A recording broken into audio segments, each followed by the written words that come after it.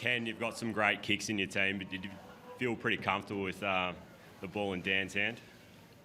No, well, yeah, if you got a choice, it's Dan, but he was still a long way out.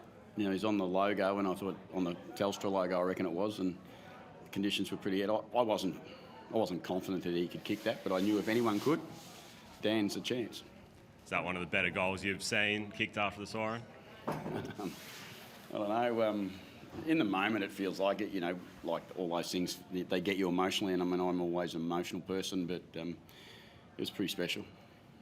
What does it say about your team that you can somehow find a way to win, not only in the last minute of the game, but also in a game that sort of seemed like Essendon were getting control of in the second half? Yeah, it was remarkable. We put that gap in them, and we fought really hard to put the gap back in them, and because we hadn't had a great night. And they'd missed some goals. We missed some goals early, and it was a battle of wills, and we got in front. And to their credit, they were remarkable. And Brad and his team, the way they fought back, was incredible itself. But there's something going on at the moment for us, and it's we're believers in hanging in, and it seems to work.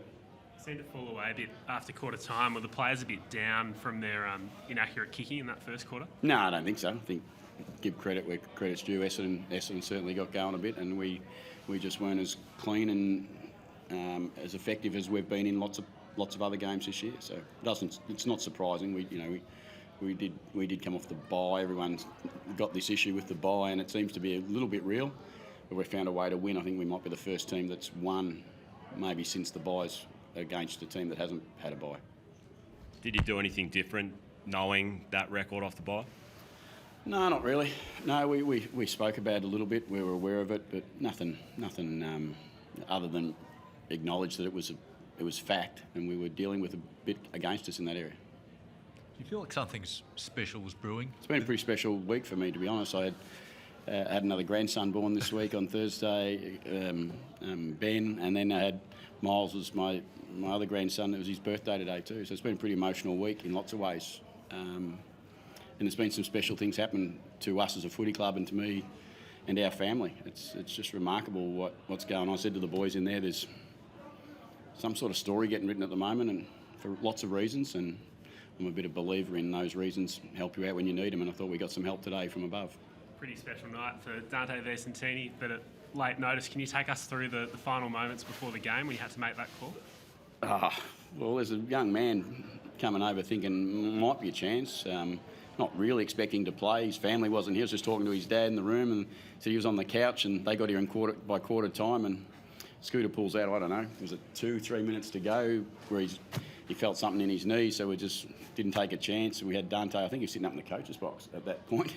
So I've had that happen once or twice before over the journey. I remember a game back when I was another life coach, and there was a player pulled out almost as the game started, and we had, I think, a player up in the grandstand. His name was Joel Selwood.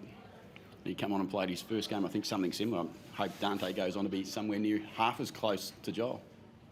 Did you tell him personally, Dante? That he was playing? Yeah. I wasn't there.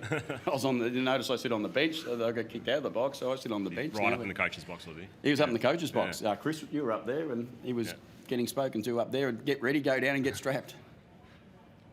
Tom Jonas down on the bench tonight, and he gave Vicentini a bit of a pep talk before he came out into the ground. How good is it having him on the bench at the moment? Tom's been a remarkable leader for us. I mean, it's just he's the right person to be captain of our footy club, and sometimes his own position in the team hasn't been there for him currently, but you wouldn't know that he's not the captain of our footy club by the way he's leading the whole club. With Scott, was he carrying something coming into the match, or was it something that just... No, he'd had a little bit of a grumbly knee early in the week, but nothing...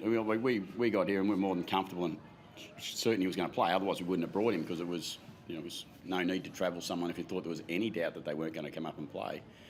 And, it's just one of those little incidents that happened. Luckily enough, it happened 3 or 4 minutes before the start of the game. So it happened 3 or 4 minutes into the game, you're down the player for the whole time. So we were lucky that didn't happen that way. You must be happy with the way Jeremy's taking the extra ruck load. Yeah, Jeremy's had a great year for us. He's really important for us, and tonight he was incredibly important as well, where he was able to go in the ruck. But I thought Andrew Phillips done a great job to get them back in the game too. So I'm happy with all my players. I think they're all doing great things and they've got great courage. Is there anything wrong with Charlie Dixon? He seemed to limp off. Maybe about Yeah, there was. 10 He minutes banged left. his other knee.